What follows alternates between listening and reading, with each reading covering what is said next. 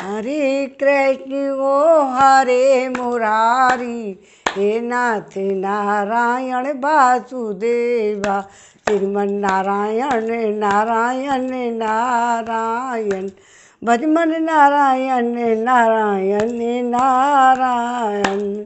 हरे कृष्णा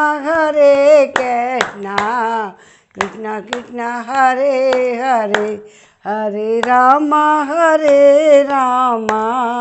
राम राम हरे हरे। कौदिलिंगे खबरिया रे, राम जी के चरणन में मन हो जाए दीवाना रे, राम जी के चरणन में। हरे कृष्णा कृष्णा कृष्णा हरे हरे, हरे राम राम राम हरे हरे। आज हम नमः सर्ग पढ़ेंगे। कुब्जा के कुचक्र में कैकई का कोप भवन में प्रवेश।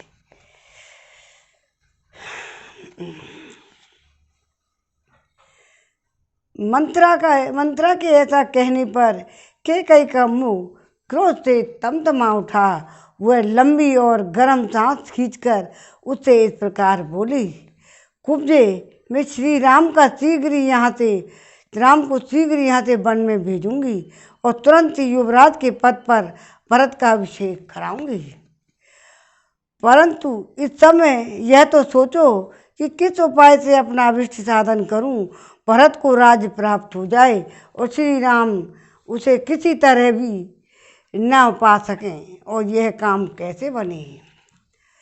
देवी कैकई के ऐसा कहने पर पाप का मार्ग दिखाने वाली मंथरा श्री राम के स्वार्थ पर कुठाराघात करती हुई वहाँ कैकई से इस प्रकार बोली, हे कैकई नंदिनी, अच्छा अब देखो मैं क्या करती हूँ, तुम मेरी बात सुनो, जिससे केवल तुम्हारे पुत्र भरत ही राज्य प्राप्त करेंगे, श्री राम नहीं। कैकई, क्या तुम्हें स्मरण नहीं है कि यह स्मरण होने पर भी मुझसे छिपा रही हो, जिसकी तुम मुझसे अनेक बार चर्चा करती रहती थी। अपने उसी प्रयोजन को तुम मुझसे सुनना चाहती हो, इसका क्या कारण है। विलासिनी, यदि मेरे ही मुँह से सुनने के लिए तुम्हारा आग्रह है तो बताती हूँ, सुनो, सुनकर इसी के अनुसार कार्य करो। मंत्रा का यह वचन सुनकर कैकई अच्छी तरह से पिछे हुए उस पलंग से कुछ उठकर उससे यूँ बोली, मंत्रे, मुझसे यह उपाय बताओ, किस उपाय से भरत को तो राज्य मिल जाएगा, किंतु श्री राम उसे किसी तरह नहीं पा सकेंगे। देवी कैकई के ऐसा कहने पर पाप का मार्ग दिखाने वाली मंथरा श्री राम के स्वार्थ पर कुठाराघात करती हुई उस समय कैकई से इस प्रकार वचन बोली, हे देवी, पूर्व काल की बात है कि देवासुर संग्राम के अवसर पर राज ऋषियों के साथ तुम्हारे पतिदेव तुम्हें साथ लेकर देवराज की सहायता करने के लिए गए थे। हे कैकई राजकुमारी, दक्षिण दिशा में दंडकारण्य के भीतर बैजंत नाम से विख्यात एक नगर है, जहाँ संबर नाम से प्रसिद्ध एक महान असुर रहता था। वह अपनी ध्वजा में तिमी फेल मछली का चिन्ह धारण करता था और सैकड़ों मायाओं का जानकार था। देवताओं के समूह भी उसे पराजित नहीं कर पाते थे। एक बार उसने इंद्र के साथ युद्ध छेड़ दिया। उस महान संग्राम में छत बिछत हुए पुरुष जब तो रात में थक कर सो जाते थे, उस समय राक्षस उन्हें उनके बिस्तरों से खींचकर ले जाते और मार डालते। उन दिनों महाभाऊ राजा दशरथ ने भी वहाँ असुरों के साथ बड़ा भारी युद्ध किया। उस युद्ध में असुरों ने अपने अस्त्र शस्त्रों द्वारा उनके शरीर को जर्जर कर दिया। देवी, जब राजा की चेतना लुप्त सी हो गई थी, उस समय सारथी का काम करती हुई तुमने अपने पति को रणभूमि से दूर उठाकर उनकी रक्षा की। जब वहाँ से राक्षसों के शस्त्रों से वे घायल हो गए, तब तुमने पुनः वहीं से अन्यत्र ले जाकर उनकी रक्षा की। सुदर्शन ने उसे संतुष्ट होकर महाराज ने तुम्हें 2 वरदान देने के लिए कहा। हे देवी, उस समय तुमने अपने पति से कहा, प्राणनाथ, जब मेरी इच्छा होगी तब मैं उन वरों को मांग लूँगी।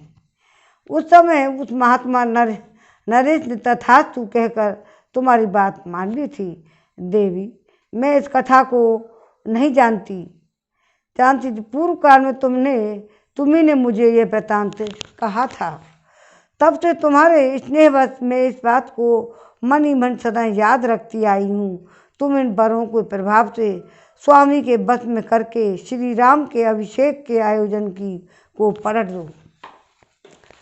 तुम उन दोनों वरों को अपने स्वामी से मांगो। एक वर के द्वारा भरत का राज्याभिषेक, दूसरे के द्वारा श्री राम का 14 वर्ष का वनवास मांग लो।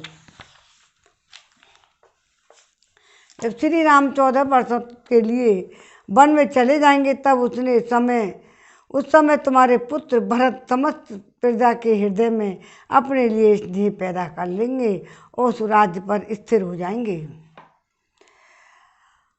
अश्वपति कुमारी, तुम इस समय मैले वस्त्र पहन लो और क्रोध को भवन में प्रवेश करके कुपित सी होकर बिना बिस्तर के ही भूमि पर जाकर लेट जाओ। राजा आवे तब उनकी ओर आंखें उठाकर न देखो और न उनसे कोई बात ही करो। महाराज को देखते ही रोती हुई शोकमग्न हो धरती पर लौटने लगो। इसमें तनिक भी संदेह नहीं कि तुम अपने पति को सदा ही बड़ी प्यारी रही हो। तुम्हारे लिए महाराज आग में भी प्रवेश कर सकते हैं। वे न तो तुम्हें कुपित कर सकते हैं, न ही कुपित अवस्था में तुम्हें देख सकते हैं। राजा दशरथ तुम्हारे प्रिय करने के लिए अपने प्राणों का भी त्याग कर सकते हैं। महाराज तुम्हारी बात किसी तरह टाल नहीं सकते। मुग्धे, तुम अपने सौभाग्य के बल पर स्मरण करो। राजा दशरथ तुम्हें बुलावे में डालने के लिए मणि मोती सुवर्ण और भांति भांति के रत्न देने की चेष्टा करेंगे, किंतु तुम उनकी ओर मन न चलाना। महाभागे देवासुर संग्राम के अवसर पर राजा दशरथ ने जो 2 वर दिए थे, उनका उन्हें स्मरण दिलाना वरदान के रूप में मांगा गया। वह तुम्हारा अभिष्ट मनोरथ सिद्ध हुए बिना नहीं रह सकता। रघुकुल नंदन राजा दशरथ जब स्वयं तुम्हें धरती से उठाकर वर देने के उद्यत हो जाएं, तब उन महाराज की सत्य की शपथ दिलाकर खूब पक्का करके उनसे वर मांगना। वर मांगते समय कहना कि नरश्रेष्ठ, आप श्री राम को 14 वर्षों के लिए बहुत दूर वन में भेज दीजिए और भरत को भूमंडल का राजा बनाइए। श्री राम के 14 वर्षों के लिए वन में चले जाने पर तुम्हारा पुत्र भरत का राज सुदृढ़ हो जाएगा और प्रजा आदि की भस्म कर लेने से यहाँ उनकी ये जड़ें मजबूत हो जम जाएंगी। फिर 14 वर्षों के बाद भी वे आजीवन स्थिर बने रहेंगे।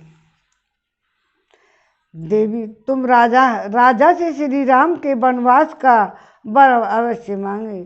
होना था राज तिलक, बन गया वन का राज, मिल गया वन का राज्य। पुत्र के लिए राज्य की कामना करने वाली केकई, ऐसा करने से तुम्हारे पुत्र के सभी मनोरथ सिद्ध हो जाएंगे। इस प्रकार वनवास मिल जाने पर ये राम नहीं रह जाएंगे। इनका आज जो प्रभाव है वो भविष्य में नहीं रह सकेगा और तुम्हारे भरत भी शत्रुहीन राजा होंगे। जिस समय श्री राम वन से लौटेंगे, उस समय तक तुम्हारे पुत्र भरत भीतर और बाहर से भी दृढ़ मूल हो जाएंगे। उनके पास सैनिक बल का भी संग्रह हो जाएगा।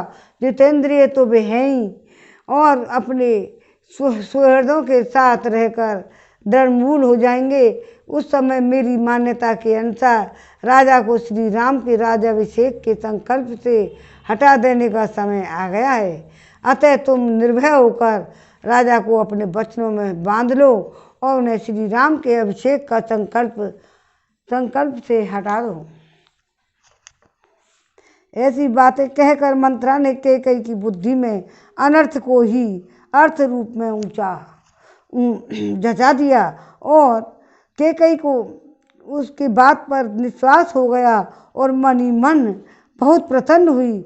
यद्यपि वह बहुत समझदार थी तो भी कुंवरी के कहने से नादान बालिका की तरह कुमार पर चली गई। अनुचित काम करने को तैयार हो गई।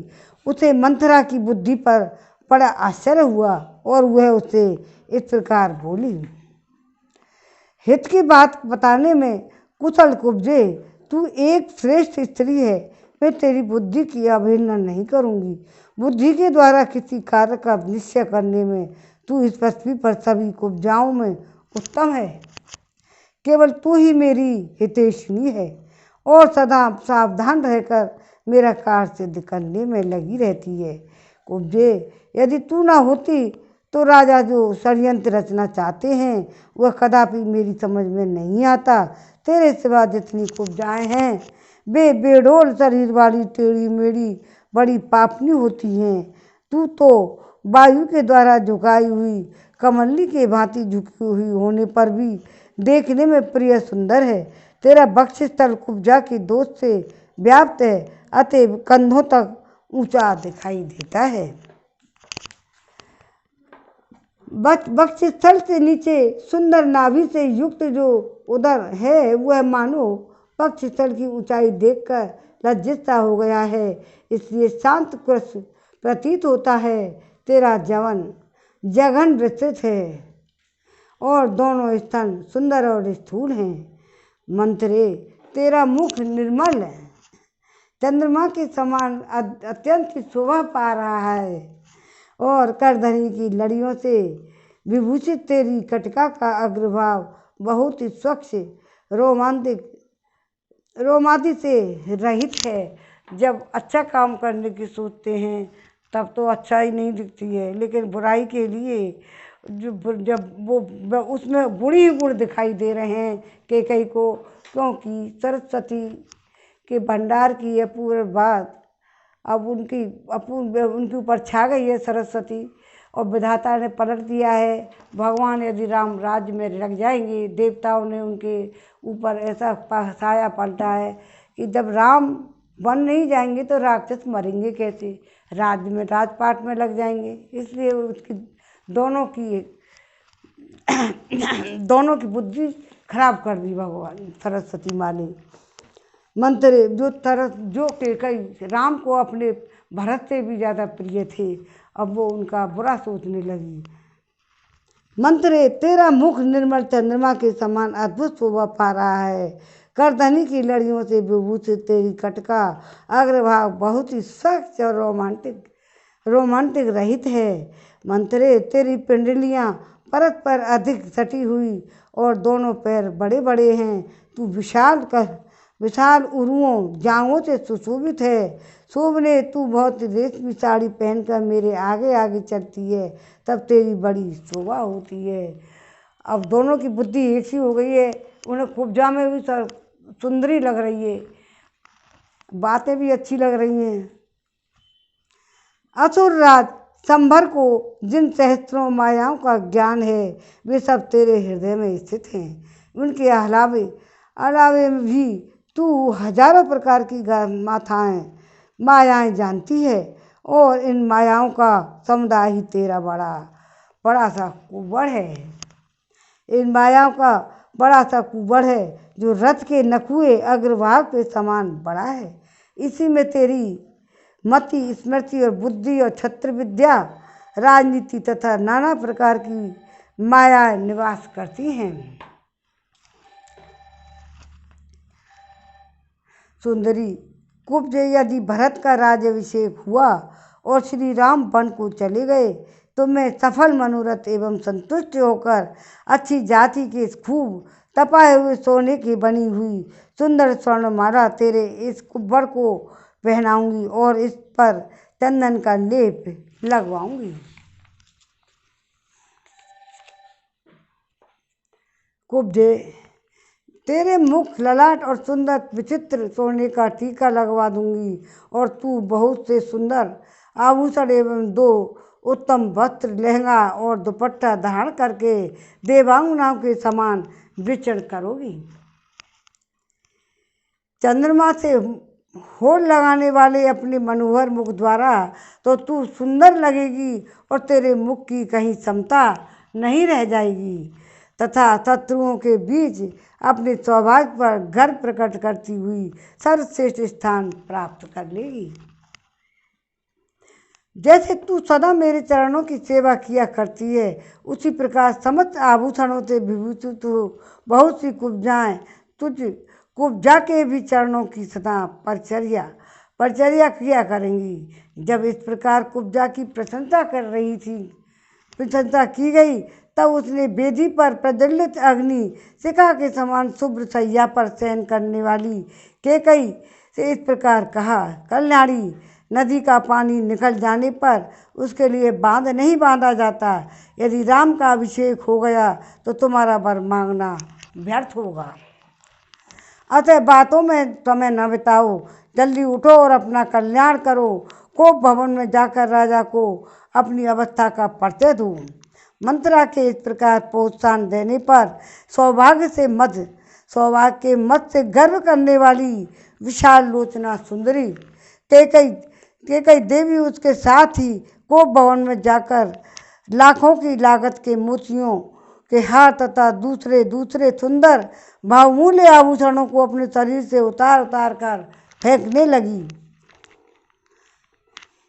सोने के समान सुंदर कांति वाली कैकेयी कुब्जा की बातों में के वशीभूत हो गई और अतः धरती पर लेटकर मंथरा से इस प्रकार बोली, कुब्जे, मुझे न सुवर्ण से न रत्नों से और न भांति भांति भोजनों से ही कोई प्रयोजन है। यदि श्री राम का राज्याभिषेक हुआ तो यह मेरे जीवन का अंत होगा। अब या तो श्री राम वन में चले जाने पर भरत को इस भूतल का राज प्राप्त होगा, अथवा यहाँ महाराज को मेरी मृत्यु का समाचार सुनाएगी। तदंतर कुब्जा महाराज दशरथ की रानी और भरत की माता कैकेयी से अत्यंत क्रूर वचनों द्वारा पुनः ऐसी बात कहने लगी जो लौकिक दृष्टि से भरत के लिए हितकर और राम के लिए अहितकर थी। प्रपच्यते राजमिदं हि राघवो यदि ध्रुवं तवं ससुता च तपस्यते ततो हि कल्याणी व्यतस्सौ तत् तथा यथथा सुतस्थे भरतो विलेस्यस्थे। हे कल्याणी, यदि श्री राम राज को प्राप्त कर लेंगे तो निश्चय ही अपने पुत्र भरत सहित तुम भारी संताप में पड़ जाओगी। अतः ऐसा प्रयत्न करो जिससे तुम्हारे पुत्र भरत का राज्याभिषेक हो जाए। इस प्रकार कुब्जा ने अपने वचन रूपी बाणों का बारंबार प्रहार करके जब रानी कैकेयी को अत्यंत घायल कर दिया, जब वह अत्यंत विस्मित और कुपित हो अपने हृदय पर दोनों हाथ रखकर कुब्जा से बारंबार इस प्रकार कहने लगी, कुब्जे, अब या तो रामचंद्र के अधिक काल के लिए वन में चले जाने पर भरत का मनोरथ सफल होगा, या तू मुझे यहाँ से यमलोक में चली गई सुनकर महाराज से यह समाचार निवेदन करेगी। यदि राम यहाँ से वन को नहीं गए तो मैं न तो भांति के बिछौने, न फूलों के हार, न चंदन, न अंजन, न पान, न भोजन, न दूसरी ही कोई वस्तु लेना चाहूँगी। उस दिशा में तो मैं यहाँ इस जीवन को भी नहीं रखना चाहूँगी। ऐसे अत्यंत कठोर वचन कहकर कैकेयी से सारे आभूषण उतार दिए और बिना बिस्तर के ही वह खाली जमीन पर लेट गई। उस समय वह स्वर्ग से भूतल पर गिरी हुई किसी किन्नरी के समान जान पड़ती। उसका मुख बड़े हुए अमर्ष रूपी अंधकार से आच्छादित हो रहा था। उसके अंगों से उत्तम पुष्पहार और आभूषण उतर चुके थे। उस दिशा में उदास मन वाली राजरानी कैकेयी, जिसके तारे डूब गए हों उस अंधकाराच्छन्न आकाश के समान प्रतीत होती थी। नवा सर्ग पूरा हुआ। हरे रामा राम राम हरे हरे, हरे कृष्णा कृष्णा कृष्णा हरे हरे, हरे राम राम राम हरे हरे। होनी को कोई नहीं टाल सकता। 10वां सर्ग। राजा दशरथ का कैकेयी के भवन में जाना, उसे क्रोध भवन में स्थित देखकर दुखी होना और उसको अनेक प्रकार से सांत्वना देना। पापनी खूब जाने, जब देवी कैकेयी को बहुत उल्टी बातें समझाती तब वह विषाक्त बाण से विद्ध हुई किन्नरी के समान धरती पर लौटने लगी। मंत्रा के बताए हुए समस्त कार्य को वह बहुत ही उत्तम है, ऐसा मन ही मन निश्चय करके बातचीत में कुशल भामिनी कैकेयी ने मंत्रा से धीरे धीरे अपना सारा मंतव्य बता दिया। मंत्रा के वचनों से मोहित व दीन हुई भामिनी कैकेयी पूर्वोक्त निश्चय करके नाग कन्या की भांति गरम और लंबी सांस खींचने लगी और 2 घड़ी तक अपने लिए सुखदायक मार्ग का विचार करती रही। वह मंत्रा जो कैकेयी का हित चाहने वाली सुहृदय थी, उसी के मनोरथ को सिद्ध करने की अभिलाषा शक्ति थी। कैकेयी के उस निश्चय को सुनकर बहुत प्रसन्न हुई, मानो उसे कोई बहुत बड़ी सिद्धि मिल गई हो। तदंतर रोष में भरी हुई देवी कैकेयी अपने कर्तव्य का फलीभांति निश्चय कर मुखमंडल में स्थित भौहों की टेढ़ी करके धरती पर सो गई। और क्या करती, अबलाही तो थी, बहकावे में आ गई। तदंतर उस कैकेयी राजकुमारी ने अपने विचित्र पुष्पहारों और दिव्य आभूषणों को उतार कर फेंक दिया। वे सारे आभूषण धरती पर यत्र तत्र पड़े थे।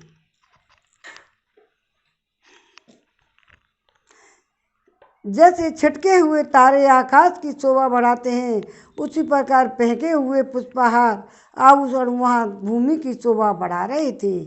मलिन वस्त्र पहनकर सारे केशों को दृढ़तापूर्वक एक ही बेड़ी में बांधकर कोप भवन में पड़ी हुई कैकेयी बलहीन तथा अचेत हुई किन्नरी के समान जान पड़ती थी। उधर महाराज दशरथ मंत्री आदि को श्री राम के राज्याभिषेक की तैयारी के लिए आज्ञा दे सबको यथा समय उपस्थित होने के लिए कहकर रनवास में गए। उन्होंने सोचा आज ही श्री राम के अभिषेक की बात प्रसिद्ध की गई है और इसलिए यह समाचार अभी किसी रानी को नहीं मालूम होगा। ऐसा विचार कर जितेंद्रिय राजा दशरथ ने अपनी प्यारी रानी को वह प्रिय संवाद सुनाने के लिए अंतःपुर में प्रवेश किया। उन महायशस्वी नरेश ने पहले कैकेयी के श्रेष्ठ भवन में प्रवेश किया। मानो श्वेत बादलों से युक्त राहु युक्त आकाश में चंद्रमा ने पदार्पण किया हो। उस भवन में तोते, मोर, कोंच और हंस आदि पक्षी कलरव कर रहे थे। वहाँ बाजों का मधुर घोष गूंज रहा था। बहुत सी कुब्जा बौनी दासियाँ भरी हुई थीं। चंपा अशोक से सुशोभित बहुत से लता भवन और चित्र मंदिर और महल की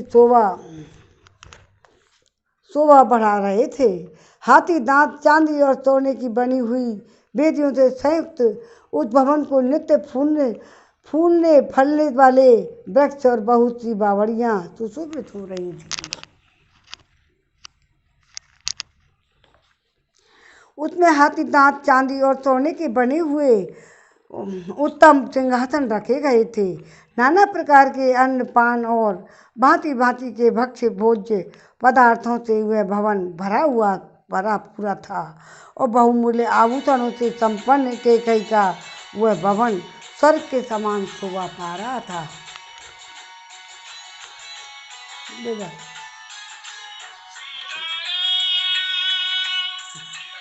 बता दीजिए, कथा पढ़ रही हूँ। अपने उस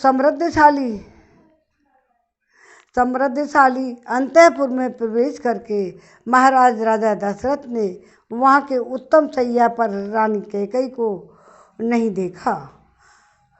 काम बल से संयुक्त वे नरेश रानी की प्रसन्नता बढ़ाने की अभिलाषा से भीतर गए थे।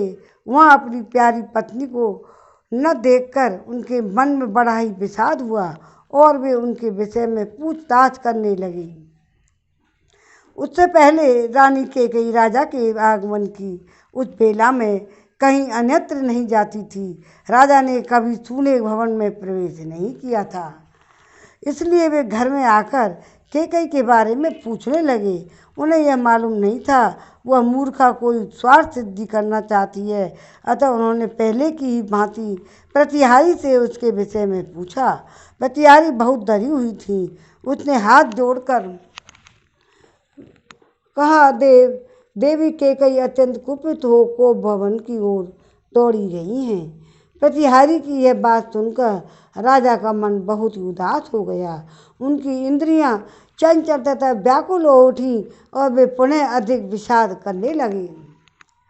कोप भवन में यह भूमि पर पड़ी थी और इस पर तरह लेटी हुई थी जो उसके लिए योग्य नहीं था।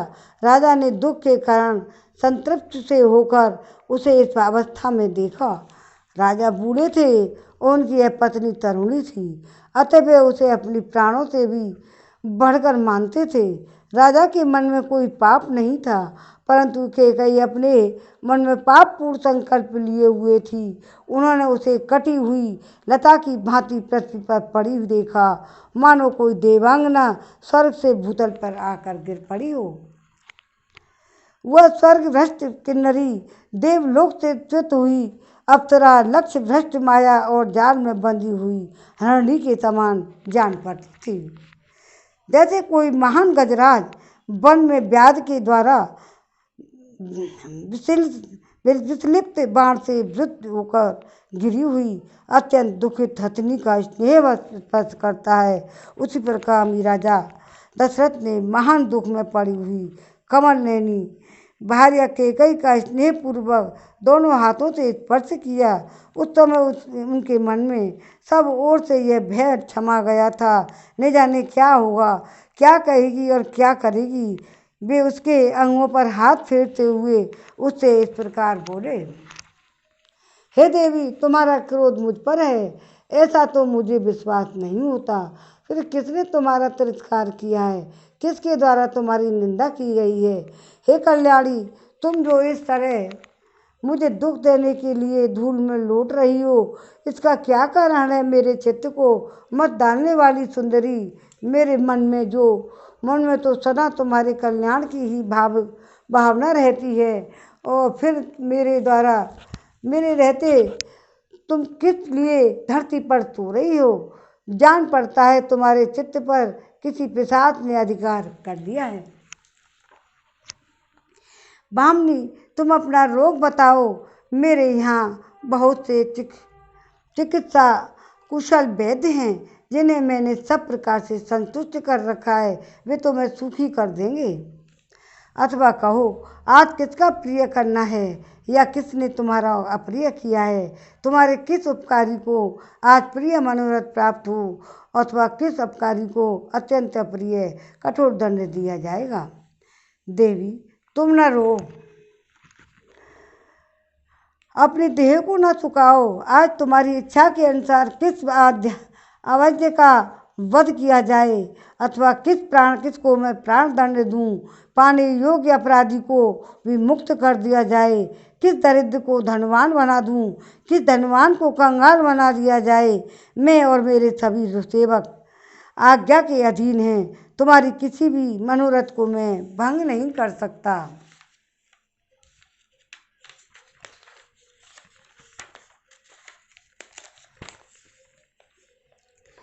उसे पूरा करके ही रहूँगा, चाहे उसके लिए मुझे अपने प्राण ही क्यों न देने पड़ें। अतः तुम्हारे मन में जो भी कुछ है उसे स्पष्ट कहो। अपने बल की जानते हुए भी तुम्हें मुझ पर संदेह नहीं करना चाहिए। मैं अपने सत्कर्मों की शपथ खाकर कहता हूँ, जिससे तुम्हें प्रसन्नता हो वही करूँगा। जहाँ तक सूर्य का चक्र घूमता है वहाँ तक सारी पृथ्वी मेरे अधिकार में है। द्रविड़, सिंधु, सौवीर, सौराष्ट्र, दक्षिण भारत के सारे प्रदेश तथा अंग भंग, मगध, मत्स्य, काशी और कौशल, इन सभी समृद्धशाली देशों पर मेरा आधिपत्य है। कैकेयी राजनंदिनी, उनमें पैदा होने वाली भांति भांति के द्रव्य, धन धान्य और बकरी भेड़ आदि जो भी तुम मन से लेना चाहती हो मुझसे मांग लो। हे भीरू, इतना कलेश उठाने प्रयास करने की क्या आवश्यकता है। शोभने, उठो उठो कैकेयी, ठीक बताओ, तुम्हें किसने कौन सा भय प्राप्त हुआ है। जैसे अंशुमाली सूर्य को हरा दूर कर देते हैं, उसी प्रकार मैं तुम्हारे भय का सर्वथा निवारण कर दूंगा। राजा के ऐसा कहने पर कैकेयी को कुछ सांत्वना मिली। अब उसे अपने स्वामी से वह प्रिय बात कहने की इच्छा हुई। उसने पति को और अधिक पीड़ा देने की तैयारी की। 10वां सर्ग पूरा हुआ। श्रीमन नारायण नारायण नारायण, भजमन नारायण नारायण नारायण। गोविंद मेरो है, गोपाल मेरो है, कृपा के बिहारी नंदलाल मेरो है। हरे राम राम राम हरे हरे। कल हम 11वां सर्ग पढ़ेंगे। कैकेयी का राजा को प्रतिज्ञाबद्ध करके उन्हें पहले के दिए हुए 2 वरों का स्मरण दिलाकर भरत के लिए अभिषेक, राम के लिए 14 वर्ष का वनवास मांगेगी। कैकेयी का अब बुरे दिन आ गए। जय हो श्री राम, जय श्री राम। आरती श्री रामायण जी की, कीरत कलित ललित सियपी की। आरती श्री रामायण जी की, कीरत कलित ललित सियपी की। गावत ब्रह्मादिक मुनि नारद, वाल्मीकि विज्ञान विशारद। सुख सनकादि शेष अरु सारद, भवन पवन सुत कीरतिनी की। आरती श्री रामायण जी की, संतन गावत शंभु भवानी। असुभट संभव मनु विज्ञानी, व्यास आदि कवि पुंज बखानी। काक भूषण गरुड़ के यज्ञ। आरती श्री रामायण जी की, चारों वेद पुराण अष्टदश छहों होण सब संतन को रस। तन मन धन सब संतन को सर्वस्व, सारा अंश समत सब ही की। आरती श्री रामायण जी की, कीरत कलित ललित सियपी की। कलिमल हरन विषय रस पीकी, सुभग श्रृंगार मुक्ति जुवती की। हरन रोग भव भूरि अमी की, तात मात सब विधि तुलसी की। आरती श्री रामायण जी की, कीरत कलित ललित सियपी की। बोल सियापति रामचंद्र की जय।